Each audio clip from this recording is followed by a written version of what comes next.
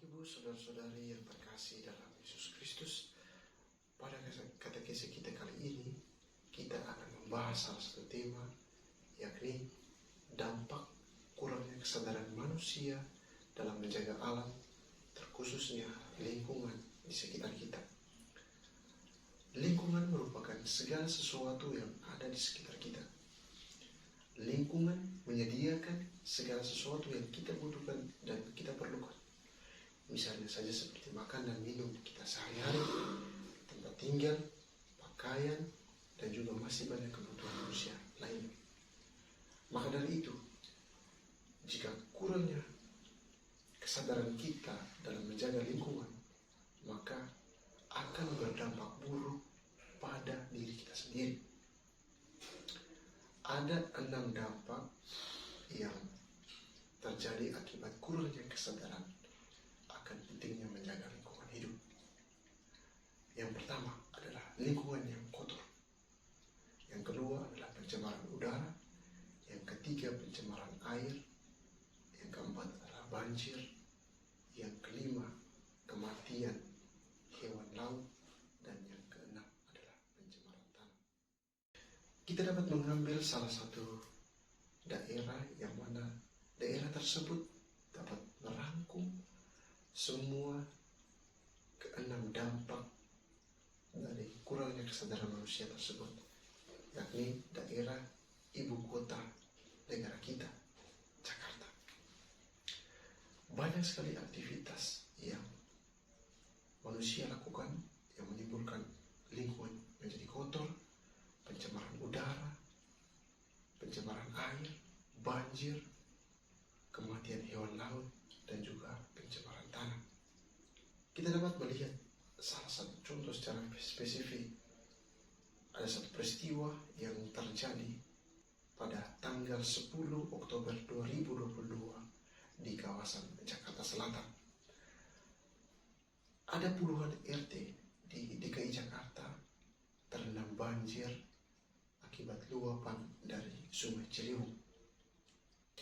Hal mendasar yang mendalangi peristiwa ini adalah karena sampah yang menyumbati sungai tersebut sehingga aliran sungai tersebut menjadi tidak lancar. Peristiwa ini menimbulkan masyarakat Jakarta akhirnya mengungsi ke tempat lain dan juga harus menerima kenyataan bahwa banyak sekali kerugian yang mereka harus tanggung. Maka dari itu, dengan melihat dampak dan peristiwa yang terjadi, bentuk tanggapan yang dapat ditawarkan kepada kita adalah sebagai berikut. Seperti yang kita ketahui bahwa ekologi merupakan ilmu yang mempelajari tentang makhluk hidup. Oleh karena itu, memahami hal ini, etika lingkungan dapat membantu kita dalam beberapa hal. Yang pertama, membangun perilaku baik secara individu maupun kelompok dalam hubungan dengan lingkungan hidup. Yang kedua adalah membangun sistem politik yang ramah dalam lingkungan. Yang ketiga adalah etika biosentrisme, didasarkan pada hubungan yang khas antara manusia dengan alam dan juga nilai yang ada pada alam itu sendiri. Yang keempat, manusia mempunyai tanggung jawab moral untuk menjaga dan melindungi semua makhluk hidup yang ada di bumi. Semuanya ini adalah untuk kepentingan manusia semata. Pemikiran deep ekologi menuntut suatu etika baru yang tidak berpusat pada manusia, melainkan pada keseluruhan kehidupan dan berupaya untuk mengatasi persoalan lingkungan yang terjadi dalam hidup.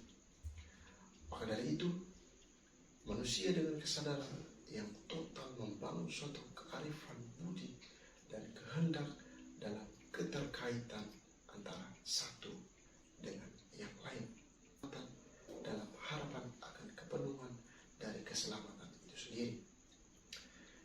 tindakan yang harus dilakukan berdasarkan pada persoalan di atas menunjukkan bahwa manusia merupakan makhluk ekologis. Maka dari itu, kesadaran akan pentingnya untuk menjaga semua makhluk hidup merupakan bagian dari pemaknaan dan rasa syukur dari alam semesta.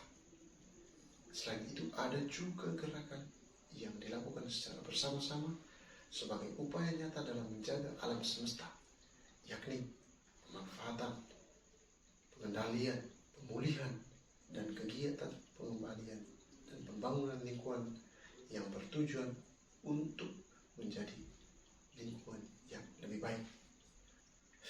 Oleh karena itu, menyikapi persoalan yang telah kita ketahui bersama, saya berpendapat bahwa sebagai makhluk ekologis, kita harus mampu menyuarakan kepada semua orang bahwa pentingnya untuk menjaga lingkungan dengan membuat slogan, iklan, atau sarana lainnya yang memuat ajakan kepada semua orang untuk meningkatkan kesadaran dalam menjaga dan merawat lingkungan kita ini.